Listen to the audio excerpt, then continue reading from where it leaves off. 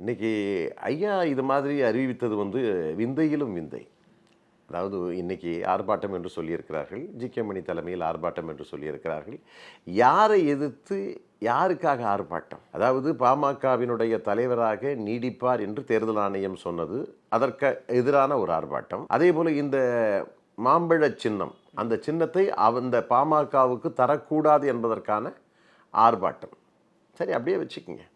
அந்த மாம்பழ சின்னம் ஒரு வகையில் முடக்கப்பட வேண்டும் என்று கருதுகிறார்களா? எனக்கு தெரியல.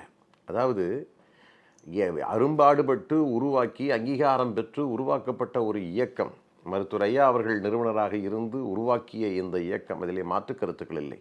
தான் உருவாக்கிய இயக்கத்தை, தான் உருவாக்கிய பிம்பத்தை யாராவது தானே அழிக்க முயற்சி செய்வார்களா? நான் உங்களுக்கு ஒரு சின்ன அறிக்கை, ராமதாஸ் அவர்கள் கொடுத்த அறிக்கை. திருவேற்காடு ஜிபிஎன் பேலஸில் 28/5/2022 அன்று பொதுக்குழுவை கூட்டி தலைவராக தேர்ந்தெடுத்து அறிவித்தேன். அன்புமணி சதித்திட்டம் தீட்டி 2023 பொதுக்குழுவில் தேர்ந்தெடுக்கப்பட்டதாக போலி ஆவணங்களை டெல்லி தலைமை தேர்தல் ஆணையத்துக்கு கொடுத்திருக்காரு அப்படிங்கிறதான் அவர் அறிக்கையில கொடுத்திருக்காரு. 2022 நடைபெற்ற ஒரு பொதுக்குழுவில் இப்படி வந்து தேர்ந்தெடுக்கப்பட்டிருக்காருங்கிறது தான் செய்தி.